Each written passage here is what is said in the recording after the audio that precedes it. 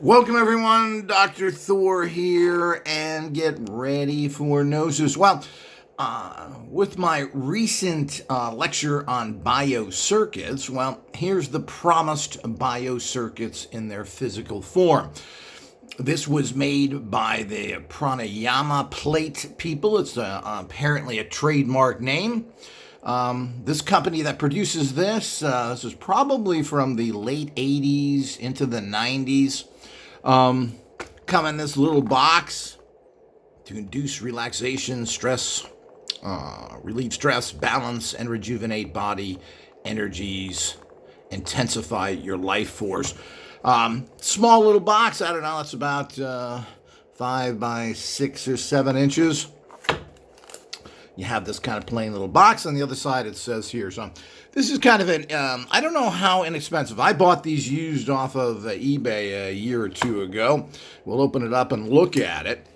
I don't know what these originally retailed for. Surprisingly, circuits have always been kind of expensive, even though they're very simplistic tools to make, etc. So I'm not sure what that is. I've noticed that if you want to buy them today, that a lot of very simple biocircuits are costing $300, $250 up in the range. And there's really nothing to these plates when you really get to them. So some have more advanced bioplates that are in the $300 range as well. So, these are the kind of things that are kind of odd. And this is something that is not very popular anymore, but it's the book out there on bioplates did sell apparently hundreds of thousands of copies, so very interesting. So what are bioplates? Well, basically this is what a bioplate is, and you're going to get what is considered a copper. Now this is a copper plate. This is made extremely inexpensively. As I said, I'm not sure what it sold for originally. So nothing. Generally, what a lot of people do is they use some sort of copper mesh screening so that when you lay on it, it's much more comfortable. I'm not sure if that's a good idea or not because mesh has a lot of breakages in it. So are you getting the flow? I wouldn't use mesh personally, but most people are using mesh. There also was a time and was offered silk biocircuits because apparently silk transfers bioenergy. I'm not so sure about that or how well that works in general. We'll have to, that's something that has to be looked into. I'm not really versed on the conductive nature of silk, even though it's been thought that this is a good particular. Of course, it is a natural fabric, which, and a fabric doesn't really have the conductivity that you get from an actual metal. And copper's always been used for conducting electricity in generally. So what you get here is you're getting your two plates. Of course, one goes behind your neck, basically, and these are very small, so you're not going to get very much of a contact. It'll go behind your neck, could touch the back of your head, etc. And this and the other plate, of course, would go pretty much on your back, your lower back, your typical lower back area. And of course, you would then hold the handles here. And you can see these are pure copper tubing that is in here. They have apparently, interesting, I didn't notice that before. Oh no, that's I thought it was a component, but it's not. It's just that, and this is how you make handles in this day and age for conductivity because it's so easy to just cut copper tubing. You get it at your local hardware store, and then you can make this as something you can hold. These are 1-inch copper tubing.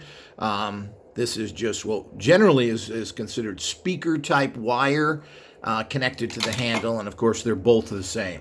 Now what they did here with the copper plate, this is not really copper plate. I kind of misspoke there. I meant to say it's copper.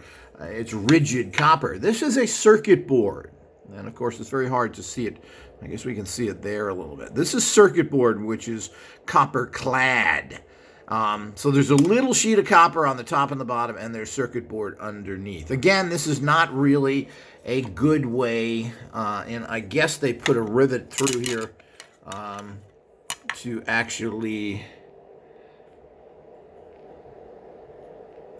use both sides of the copper there by using that rivet. And of course, this is another way to make things very inexpensive. You should use, and copper isn't really that expensive. You should use copper plate. Pure copper plate is what you should be using when you make anything, because copper isn't. Using copper foils, using any type of copper sheeting, because you can cut copper sheeting very easily with generally any kind of scissors, because it's so thin. Well, all of this is less density of copper, and copper just isn't that expensive. I don't know why you'd want to save a few pennies there. But if you want to make a really good tool, you make sure you use pure copper plate, meaning it's copper through and through, and this is not. This is a circuit board. And of course, you're trying to make the conductivity here by the rivet, which goes through and then here, and of course you are getting some of that, but it's just a cheap way of making things. And of course the handles themselves are cheaply made, obviously, even though the connection to the handles, as I said, the rivet the rivet here and so forth is made well. They've connected the wiring to the rivet so they just don't pull off easily, which is why this is still intact. So that design is good, but as I said, this is just speaker wire, and these are just copper tubing, and this is circuit board, which they've connected, and that's it. Now, the newer ones, depending on what you get, as I've mentioned, are more of a screen type, similar to your screen you have on your house, except made from copper. And these are, of course, so you can lay on them. Again, I'm not in favor of that. I don't think screening is a good idea. Use your plate. It is not that uncomfortable to lay on these per se. But that's what all biocircuits are the same, basically. There's either more of them. A lot of people now, this is just 2 plates. A lot of people are using 6 to 8 plates, which is a much better idea. Other people are using different types of plates, and I'm in favor of that now. There's an awful lot of scalar antennas, and other energy plates you can get today, which are highly energetic, which would work better to move the energies around you. And again, a lot of people are taking these plates and they're connecting the top plate to the bottom plate so that you actually have a wire like this that goes from one plate to the other, meaning you have it from the bottom of your back going all the way up and you have an actual wire. This creates another better circuit. So, I mean, there's all sorts of ways to make better circuits. And of course, when you create a circuit, particularly of the better type, you can pump in any kind of vibrational, subtle energies of your desire. And of course, Eeman himself, the inventor of this type of technology, or discoverer, however you want to see it, used to put homeopathic and other preparations into the biocircuit, and people stated that they felt the effects of it even better than orally taking the medication. And of course, this is true, as we know with everything. If you can go down to the energetic nature of it and transfer that into your biosystem, you're going to get much stronger and more powerful results, and you'll be using minute quantities of any substance. So the whole idea is this is another fascinating way. You know, I think the whole area of biocircuits is fascinating and interesting, and certainly is something that we will be getting into to a certain degree and making some of these interesting things so you can bring yourselves into higher states of consciousness, well-being, etc., which you can feel directly. I mean, using fantastic radionic machines and then using some sort of bioenergetic circuit that you connect yourself into and connect to the machine is what Ruth Drown did in her work. And of course, this needs to be repeated again, and another great way of using this technology. So, until next time.